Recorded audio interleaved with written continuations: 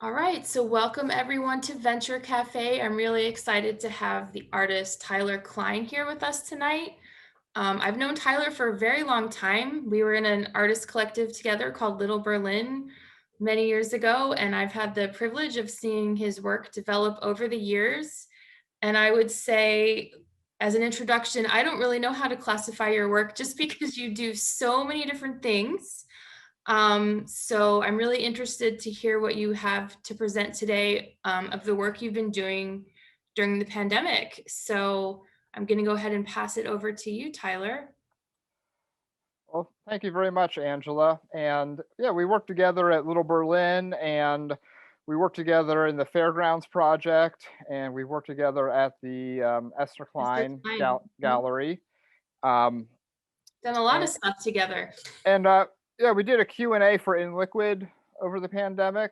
Yeah. Um, yeah, I've watched your work grow, and my mom has one of your pieces. She always hangs it up in her. She bought it I forget where she bought it. She might have bought it like Highwire. You had a show there Yeah. forever ago. Interesting. That And space isn't around anymore, but that's cool. yeah, yeah, one of those places, that it got filtered out. But yeah, she always hangs it up 'cause she moves around a lot. She's in Cincinnati now. But yeah, it's been great. I feel like to be in the same town and to cross pollinate that way. 'Cause a lot of my work is about uh, pushing porous boundaries, and then mining where various media connects. Because I'm cross disciplinary, and like oftentimes video can be a great thread to combine sculpture, painting, new media installation. What I'm going to talk about tonight is mobile labs, and a lot of it's depicted through digital documentation. Of a lot of my practice is site-specific installation or projection, and then also site-specific community engagement and collaborative building, community gardens, art collectives. Um, interactive installation. And I braid anthropology with cross-disciplinary aesthetics. I have an interest in emerging media and scientific crossroads, cross-pollination. And I do make a lot of stuff. I'm prolific, and oftentimes I feel like I need to do that to get a sense, to create a body of work and then see patterns within that body of work that relate to my process and practice as a whole. So, without further ado, I'm going to start showing images and talk about those. My slideshow is called Mobile Labs. So, is everybody with me? You can see this image. Awesome. So this is something that I created during the pandemic, out of resource material.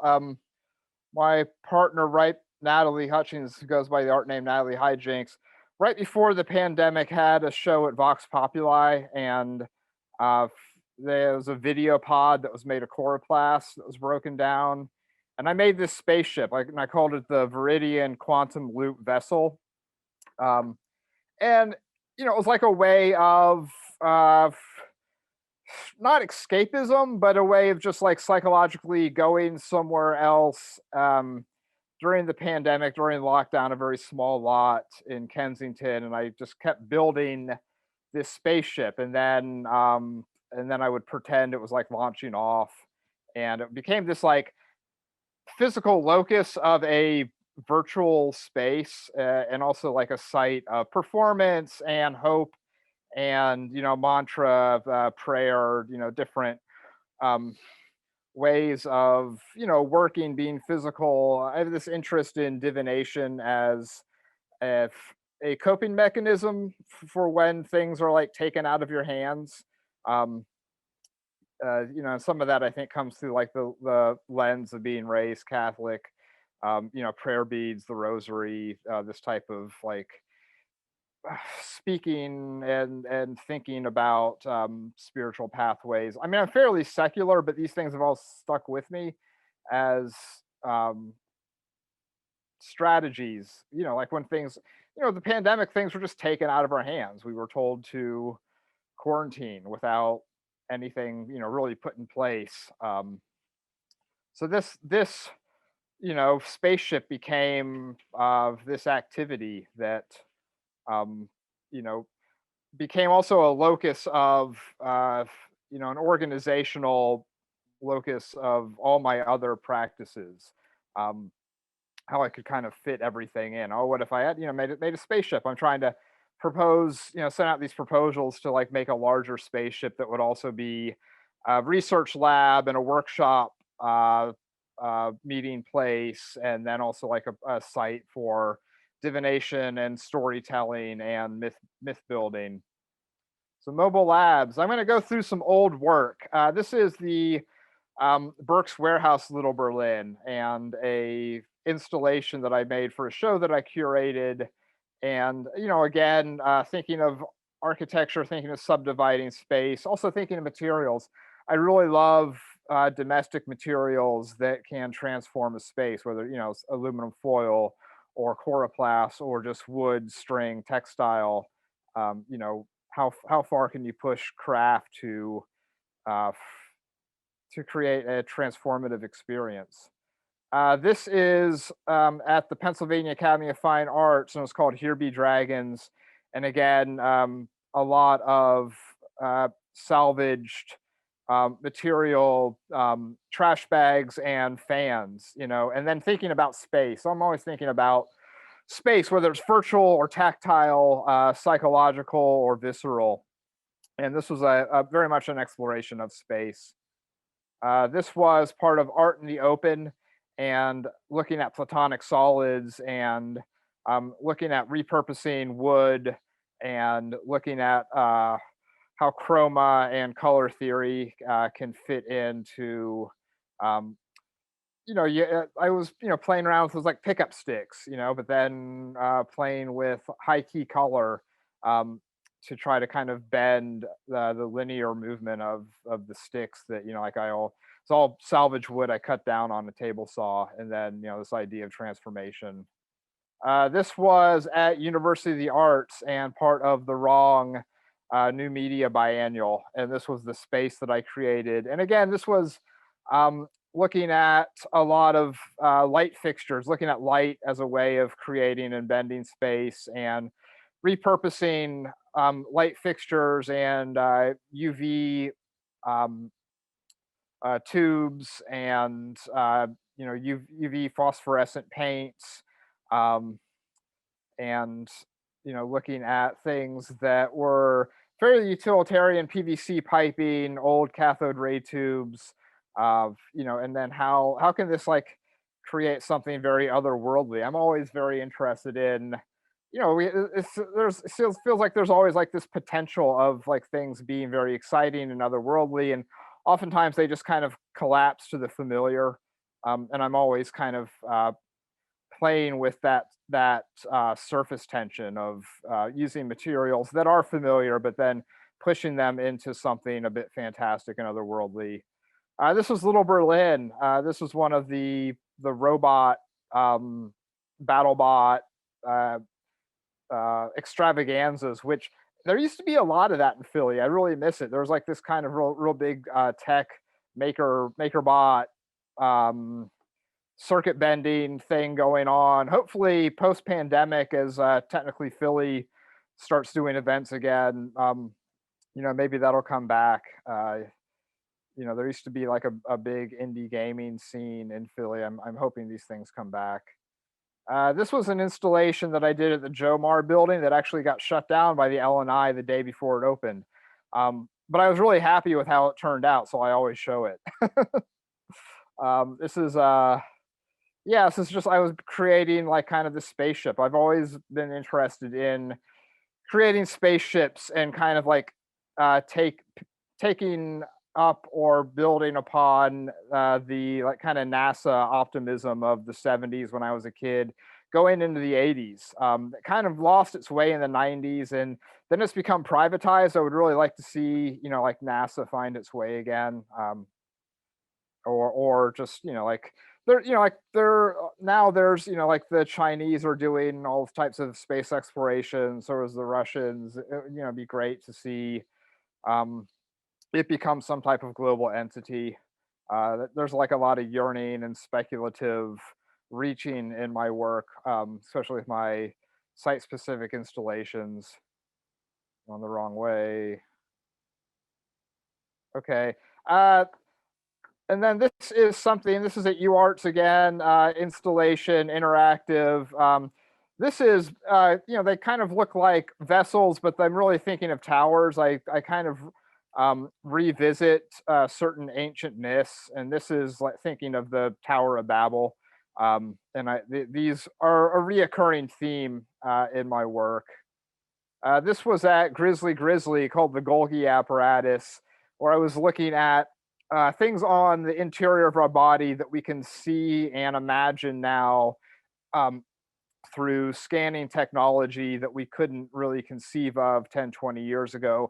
And these microprocesses in our body that seem so alien in a way. And the Golgi apparatus has become something that I'm starting to write about in my own work. I want to do some type of installation where it becomes like this massive, um, universal like pathways, like because I'm really interested in how the micro fits in with the macro, how there's like an overlap in patterns, on the cellular level and then on the universal level. And I've been thinking about, oh, like the Golgi apparatus like moves proteins around, like throughout the body, and what if there was something much larger that was universal? Because I'm thinking of like, space travel, like you have to move at faster than light speeds, and how would that happen? What if there is this like larger Golgi apparatus that's on a macro scale, and then all of a sudden you can kind of teleport or move through space, in a way that's completely nonlinear, that we have yet to kind of figure out how to do on Earth. And then so now I'm shifting, like that was the macro. This is like the micro. These are 3D prints. These were created digitally, and then a lot of these specific ones I had Shapeways create, except for this pink piece here I made at NextFab, and it was like very kind of like low tech versus like the high tech. And then I was thinking about these things as game pieces or like strategy pieces or contemplation pieces, and making speculative game boards. Uh, and these are bronze pieces, similar aesthetic, that as I was making them, they started to look like navigational instruments, certain like maritime artifacts that they found, that people would create three-dimensional maps at scale to where they could navigate the oceans. I'm really interested in ancient technology, that was like created in a way of, people had were sophisticated enough to understand movement on large scale, and to shrink that down in a micro portable um, apparatus. And I love making sculptures that uh, are hand felt and mobile, and can be carried around. Whenever I make something monumental, it's usually installation, and it's usually ephemera, something that can be broken down and a bit delicate. And then smaller things, I like them to be made at some point, the final iteration in metal, and to be archival, but also to be portable and something that you could hold in your hand and feel the weight of. This is another octagonal, speculative navigational instrument contemplation piece made of bones and salt. Gun, Americana, weird Americana, also something that I grew up with. My dad was naval reserves, and like very much like just into collecting guns, and I shot guns a lot as a kid. I have absolutely no interest in doing that anymore. But it's like there's talk about like an American artifact, guns are something that figure prominently in certain mass culture in the U.S. This was a collaborative piece for the unprecedented times. Um, Exquisite Corpse that I worked with Joyce Belay and Gabriel Rajico, and I did the body of this piece, and the head was done by Gabriella, and then this laser cut base was done by Joyce, and this is at the Esther Klein. And I was happy with how it turned out, and it was again something portable that can kind of feel like it can be broken down, reconfigured. This is kind of a board game that I um, laid out. So like these are the 3D prints, they're actual physical pieces. And then to the left, um, I was thinking like, oh, what if this game in particular, say it's speculative, but like, what if you had a piece that was like 3D projection, which I was kind of looking at the sky piece on the left versus these kind of like earthbound 3D pieces on the right. It's Is kind that of a like digital image or so there's it is so like it's a combination of 3D prints. The one on the left was put on a piece of reflective plexiglass and then brought in and then and juxtaposed. So it was kind of in my mind it became a larger playing piece as kind of a speculative virtual space that exists within the game pieces that are on the right, and then it's kind of echoed and duplicated on the lower right hand side. Um, Again, I don't know how this game would be played, or other than I call it hex operations, and I'm interested in the idea of um, uh, hexagonal forms as a geometric form, but then like what hex means to different people, uh, divination. But I don't. This is like to me something that excites me, but it would I would like to build a final playing piece that echoes and responds to this image that I created. But I would have to sit down and like it would be different. It would be like a game that you would play to where this is just much more of like a speculative game to contemplate. Um, David Lynch made all these boxes. They're called Jerry boxes, and they were in a book called Images, and they always fascinated me. And there was no text, like how do you play this game, and that type of ambiguity and kind of like dealing with confusion endurance is a large part of what I do. Like it's not so literal. I make absurdist objects. This is an absurdist object. It's called bull feathers, and it is a bronze piece that the waxes were made from molding 3D, taking a mold of a 3D print, casting it numerous times in bronze, and then the feathers and the butterfly wings were added later. This is a screenshot from a digital object that kind of like combines, various interests in things that look like they're pulled from either the botanical world or proteins that are viewed through electron microscopes, and and then also the this like kind of tentacular crustaceous feel of like things that um, live in sea fish and crabs and lobsters and cuttlefish, cephalopods, squids, that whole world, the Cthulhu scene, um, that I pull a lot of aesthetics from. These are 3D prints that then have been digitally manipulated to, again, kind of mine that territory. And so here we go. Here's another picture of the spaceship in an early iteration, which was a bit simpler. So now I'm going back, reinvestigating the whole idea of a spaceship. And I read this great trilogy by Cixin Liu, his Remembrance of Earth's Past, the Three Body Problem, Trisolaris trilogy, and there was a lot of deep time speculation on what would survive from human culture, and what survived were basically things that were put on spaceships and then launched into deep space and just kept going for millennia. This idea that our Earth is beautiful, but it's finite, and for things to continue to mutate and progress, they have to keep moving and they have to leave Earth and pollinate elsewhere. So some other shots of my spaceship. And now I'm going back to like a different project, another vessel that I was very interested in, but I became the kind of like head fabricator and maintenance guy for Saigo Sang's Fireflies project that was on the Parkway in 2017.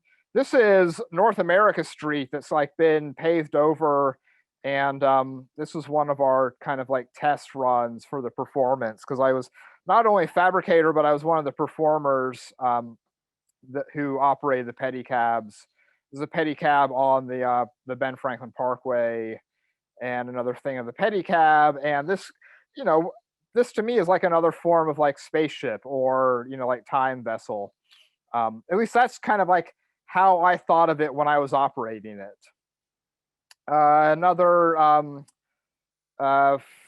site-specific installation that I did within Liquid, one of these Towers of Babel pieces, and then this was 2018 Art in the Open on the River. I revisited that configuration, and I stripped out like a lot of the chroma. This is Little Berlin, and this was a site-specific installation that um, I was thinking of like sound and picking up like AM radio as divination, because you just pick up static and it becomes, like you're picking up like this background radiation from the Big Bang when you have your a boombox, you know, tuned to, like nobody really, not a lot of people use AM very much anymore. And I would turn things to like these ghosting channels like static, and the same with like using cathode ray tubes where you get the static. It's just like these devices that are picking up background radiation. Another thing, like mobile labs, I have worked and taught at universities. This is Rowan and casting metal. This is another way that I pull in my disparate ways of working, and essentially like the 3D prints.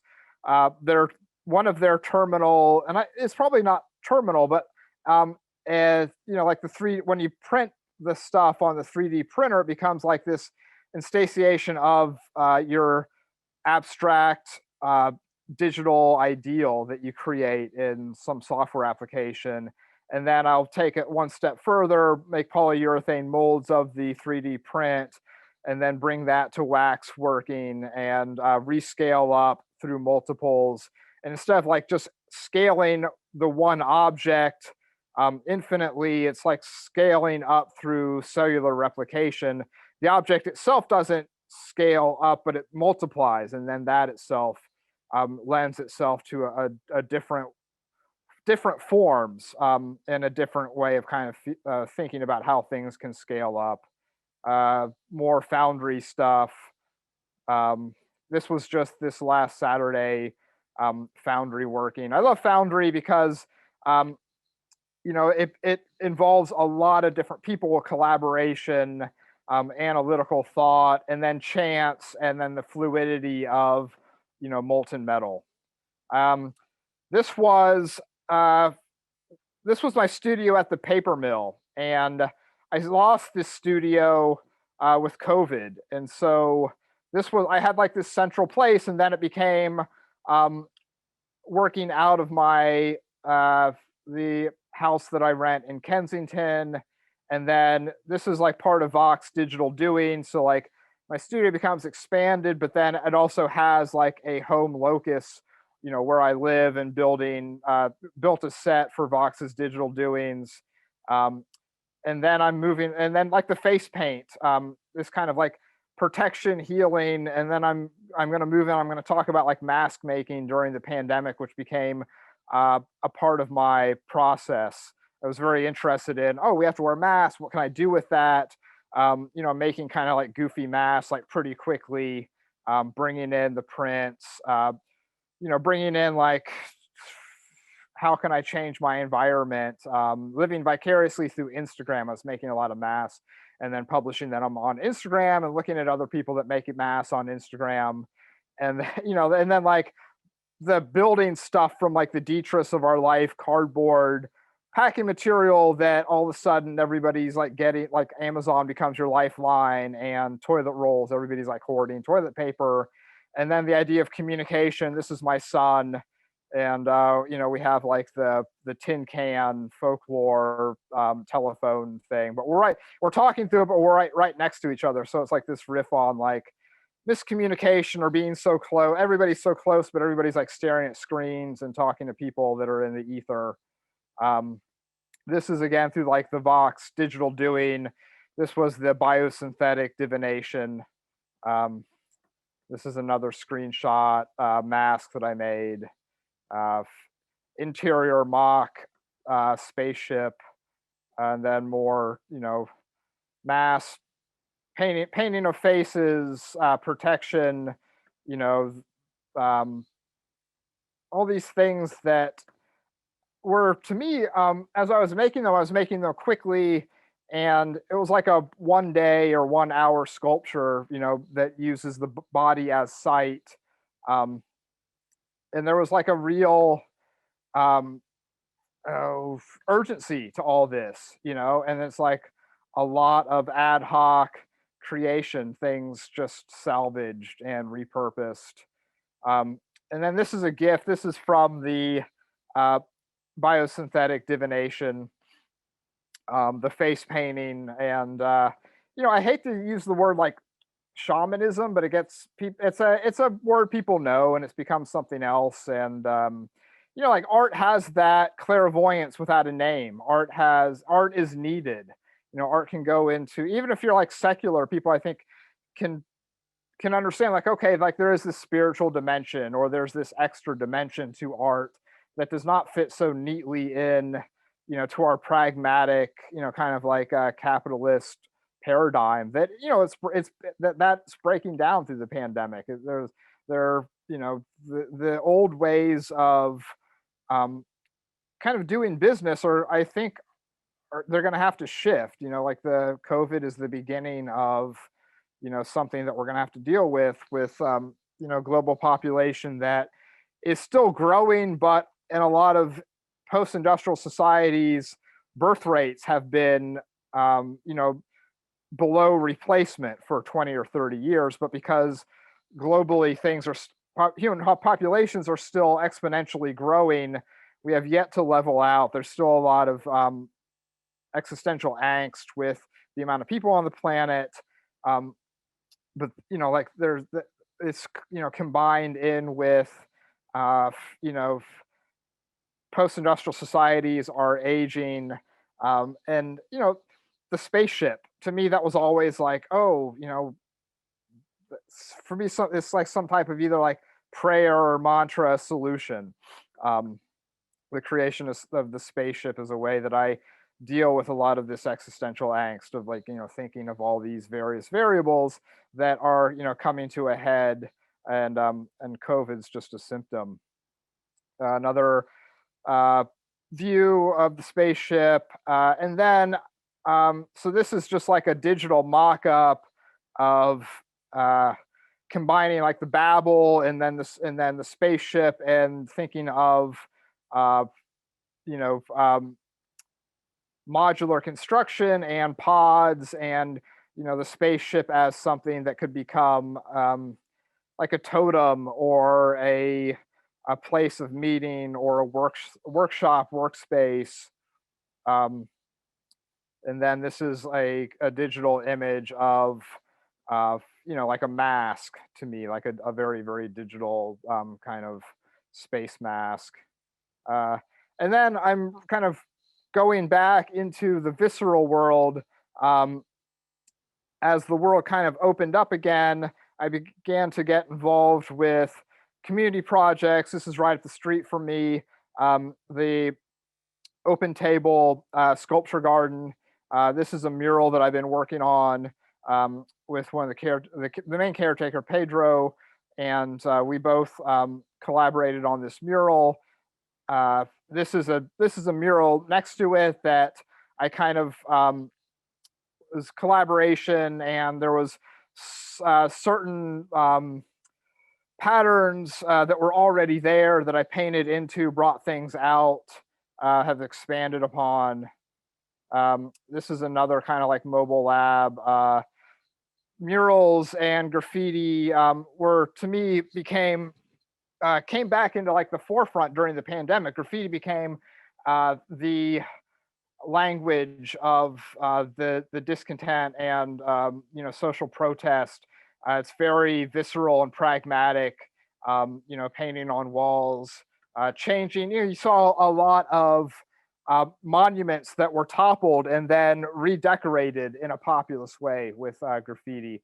This was a project right down from me on Hancock Street, Sharktown walls, and then this is like my dragonfly that I created. So it's like another way of, getting the mobile labs, mural making. Fill a backpack full of paint and get a ladder, and use the city as navigate and work with the city to have a mobile lab. The painting doesn't have to be on a canvas. Philly's mural city. It's a great thing. This is the whole event. There are a lot of muralists there for Sharktown. It's a lot of fun. This is Graffiti Pier. This has been a big meeting place during COVID. It's open. Soccer games out there. People painting. I run into a lot of artists. I made a lot of friends, a lot of connections. This is a large painting that I spent days on, and then it disappeared. But it was just very nice to be able to paint something so large, and then it was also nice to like kind of walk away from it. This is like a plague doctor character that I created at Graffiti Pier that I've been going back and touching up, and I've kept this wall for like a year. I just go back every couple weeks and touch it up. Uh, this is a brewery that is being kind of renovated, and I kind of like chose this corner to create this scenario. I was watching the first episode of The Mandalorian, and I was thinking, Star Wars. The aesthetics of Star Wars have always stuck with me. Like I'm really um, influenced by sci-fi, and like Star Wars. Uh, it's like it's plebeian, it's populist, but there is a certain aesthetic there that um, like they've created their own world. They fleshed it out. I'm very interested in the world building of sci-fi. This is another painting mural in a tunnel.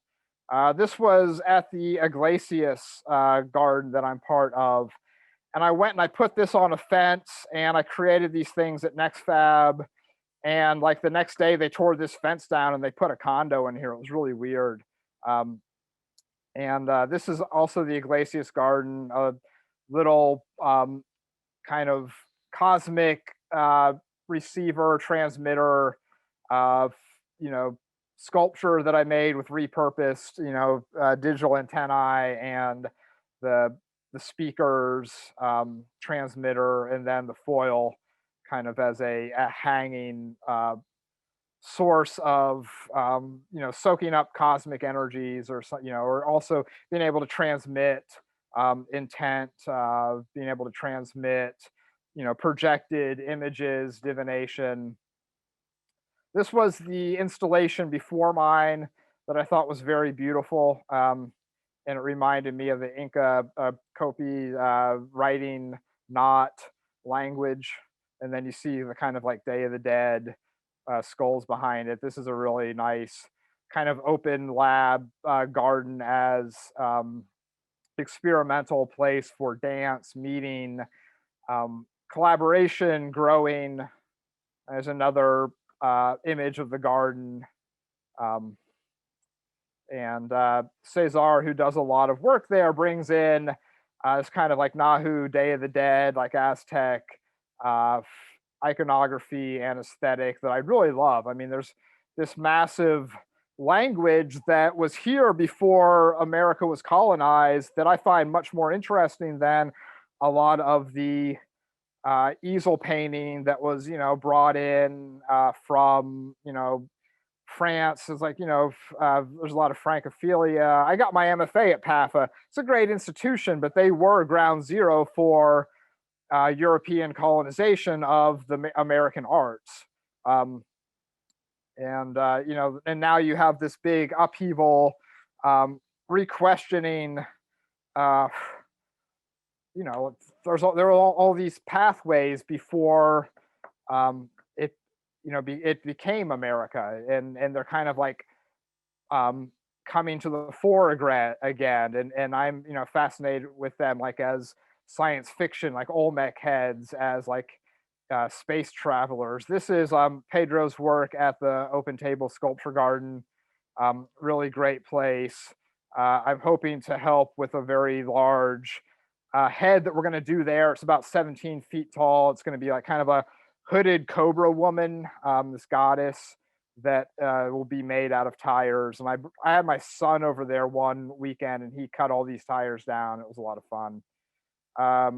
The garden, I harvest stuff. This is my backyard. I was growing stuff, harvesting things, making sculpture, to break down, take pictures of. Um, the Iglesias garden again, this as an area of sight and of rejuvenation and of making creation, and then braiding back in with my 3D prints, influenced by botanical structures, influenced by geometry, influenced by microstructures, microproteins that we can see through technology now. Uh, these are examples of the 3D prints.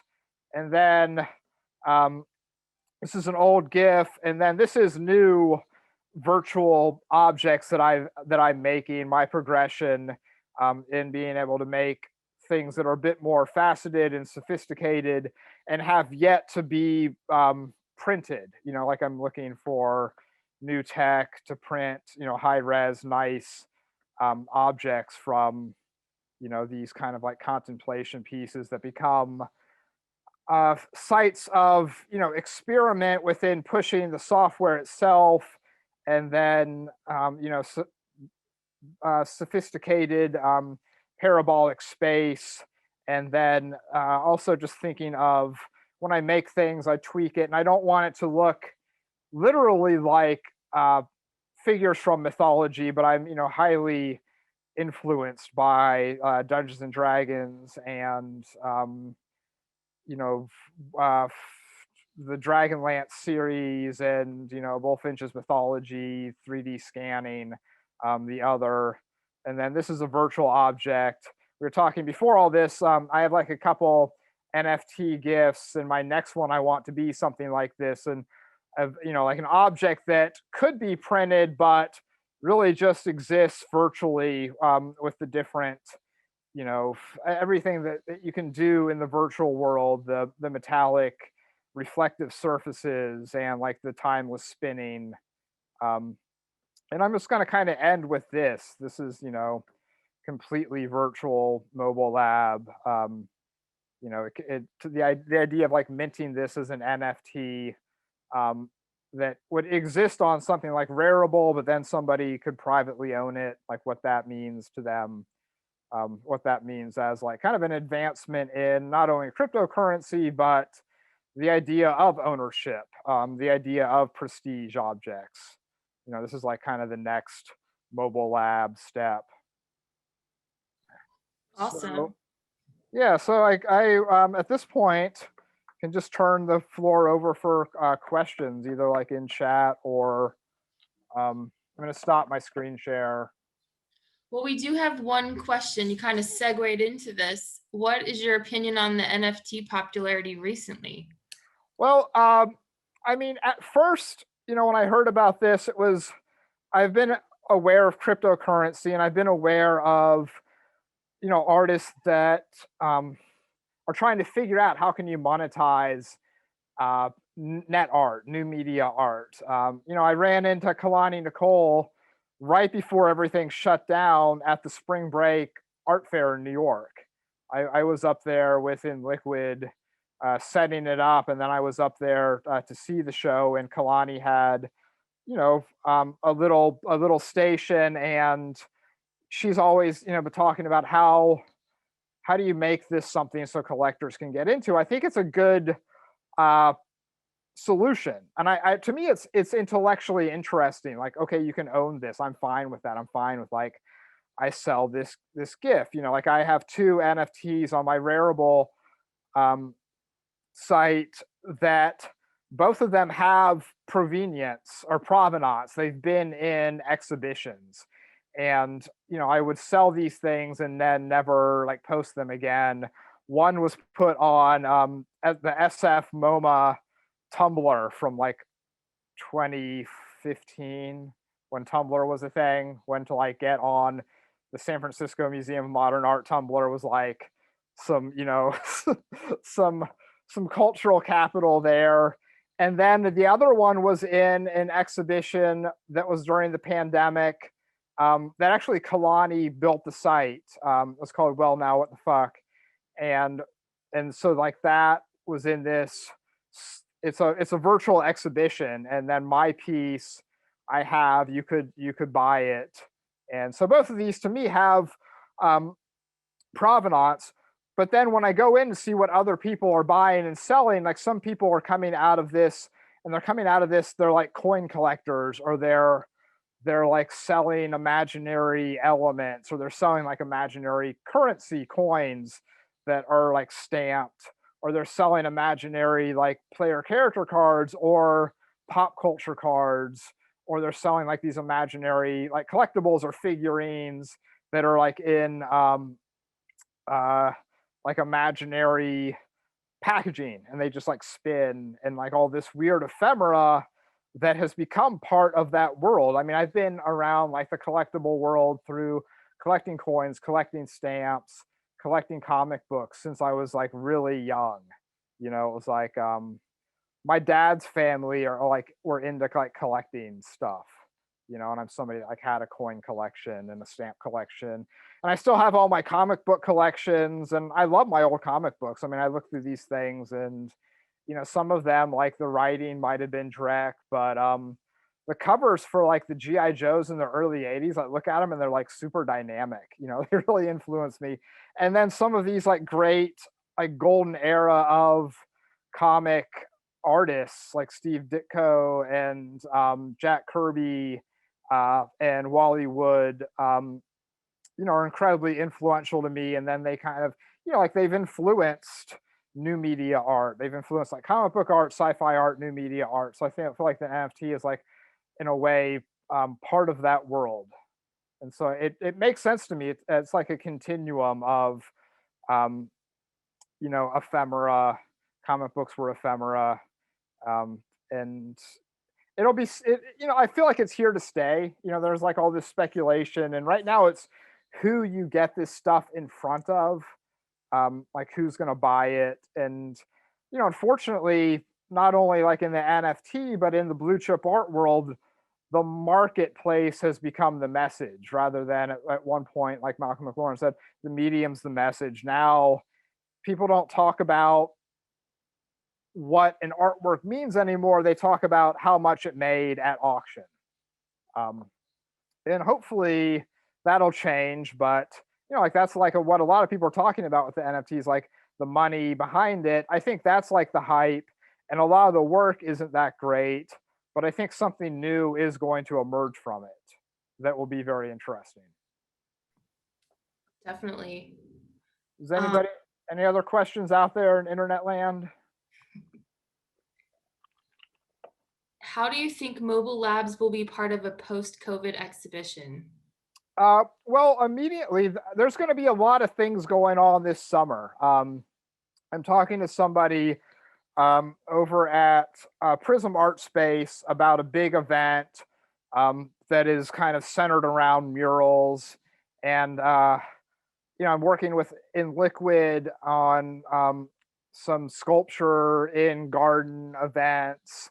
So I think there's going to be a lot of events this summer to where people are going to want to be outside, and art shows will be outside, and projected media, and music and dancing, and then like all like rave culture. I think and like is going to come is going to I for me, like the NFTs I see becoming part of like electronic music festivals or electronic festivals, to where people will trade these things, and it'll be like prestige objects, and they'll go to festivals and they'll meet people in real life, and they'll buy their virtual art, and they'll buy art from DJs.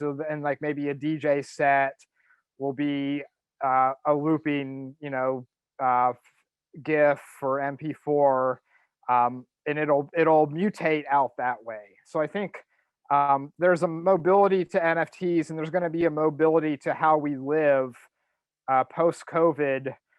Part of it just as a way of not being cooped up and being outside. And then I think also part of it just as a way of dealing with 21st century concerns of climate change, and post-industrial pathways, the fourth industrial revolution, where you do have like the cyber physical, right? And I am part of that with additive and subtractive manufacturing, whether it's 3D printing or CAD, creating things in CAD, teaching these things, or subtractive manufacturing with like CNC milling. And I think more and more of this is going to happen and figure into the spectacle and events, where you'll have people will be able to like download files or purchase these files, and then print something out like on site, or have something carved in on site, and like the robot will be the spectacle. So I see it growing. Yeah, definitely. So I have a question for you.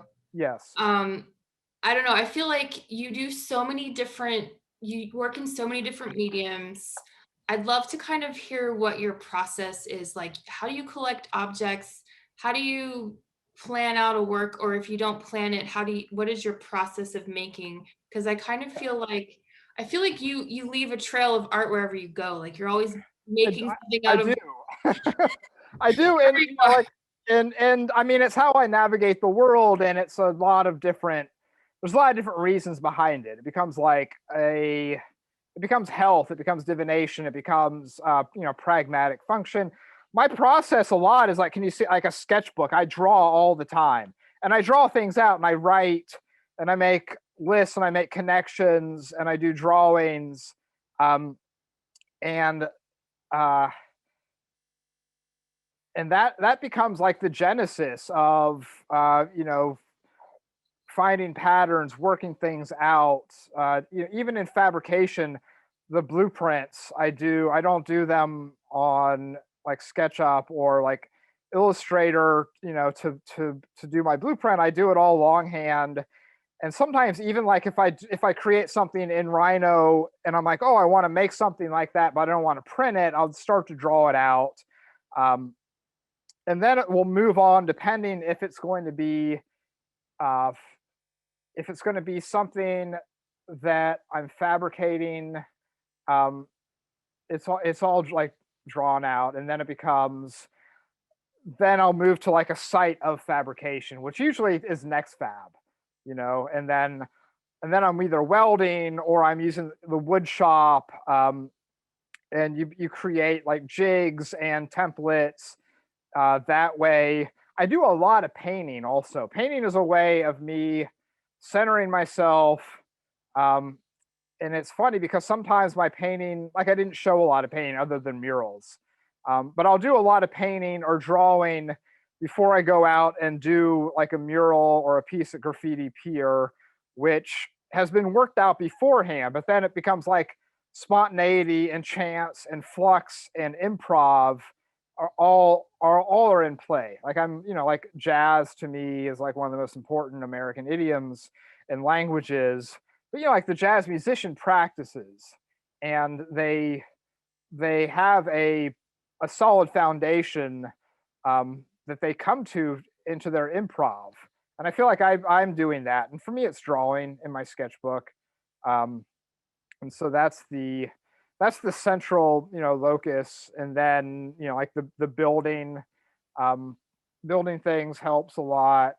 But it feel like it'll always, like, it continues to mutate. Like for me, I just have to continue to create, to make patterns, to see what is happening. And at this point, I'm looking at past shows. I'm trying to, like, the spaceship has become this locust, and then it's like, okay, like the Golgi apparatus would be a way for the spaceship to navigate interstellar travel, and then all these other sculptures become instruments. um, I had a show over at the Rebecca Templeton, and it was called Celestial Subterrane. I made all these like organic machines, and then this installation I just did, the Iglesias Garden, kind of builds out of that, where it does become a way of trying to think about looking into interstellar space, but looking at it from like, like a point of view, like we're on Earth, like we're in a house. This idea of like looking into the sky, like I don't have a telescope that powerful, so I'm trying to make these other machines of divination that are more powerful than any telescope that I could make. Wow. Signal and receiver. Yeah, I mean, I definitely see this like spirit of spontaneity in your work and kind of like a conglomeration of organized chaos in a way. Yes. And also, I feel like every time I talk to you, you always have this knowledge about something like super specific. What are you reading and where do you get all this information?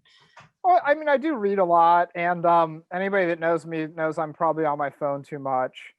And but I just read like this great trilogy that Natalie hit me to, and Season Lou's Trisolaris trilogy. And that was like, each book was like 800, 900 pages, and it was so dense with ideas, and hard sci-fi. And it was brilliant that way. It wasn't, you didn't read it for like character study, or, like it had its pluses and minuses, but it was really kind of like game changing. Right now I'm reading Studs Terkel's Working, which is just all these uh, interviews with people that in their jobs, and it was mostly gathered like in the 70s, early 80s. um, but it's, like, to to me it's fascinating, and it generates a lot of ideas, because some of these jobs are obsolete, some of them aren't. Some people are thinking about like what's in the future, what they should have done differently. Most people, if they were stuck in something, in some type of like manufacturing industry that was going the way of the dodo, they really were like, oh, I wish I would have like gotten educated in something else. And it really has, made me think about, the post-industrial revolution. And then I saw, was at one of the talks earlier today about like the fourth, like the cyber physical revolution, and wanting to be a part of that, and there's like a lot of frustration, because the tech is not what it will be, and you have to be part of an institution because these things are expensive, and it's and I can kind of see like the future. I see some of these 3D printers, they're fascinating with what they're doing, but they're, like, in the future, a lot of this stuff's going to be seamless, and you're going to be able to scale up, and you're going to be able to do things that, make objects that um, are going to be beautiful and fascinating and challenging. And it's really changed how I'm making, and I have conversations with people, conversations with my students, conversations with my kids. A lot of it's like I want to be open, and I never want to say like I don't do that. Like, oh, like like I'm a foundry guy. I love that. And it's a very like specific thing, but I never am just like, oh, like I don't do digital fabrication because I just do things in direct wax and pour metal. I'm very much like want to learn as many tools as I can, for a number of different reasons. It keeps my mind engaged, keeps me active. Um, and like there was a time when I was very young, and I was just like, I'm a painter, but I got out of that when I in my early 20s. But it's easy for people to like go down that road, and I see, academia becomes like hyper specific, and people go into these like little bitty pathways, and I've run into so many people in academia, and they're just like, oh, I'm just a painter. Or they go into my studio and they're like, oh, you just need to like focus on like one painting and get rid of all this other stuff. And I don't think that's where the future is at all. Like I think the future is in being very flexible.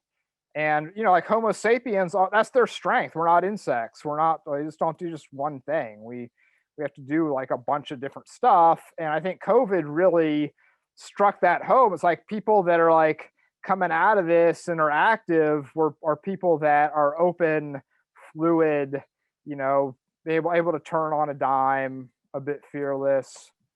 It's true. Yeah, you have to be adaptable. And I feel like you have to be able to experiment to come up with anything exciting. So thank you so much, Tyler. This was a really great talk. It was great to see all the work you've been up to, and I can't wait to see some of these mobile labs after things open back up again.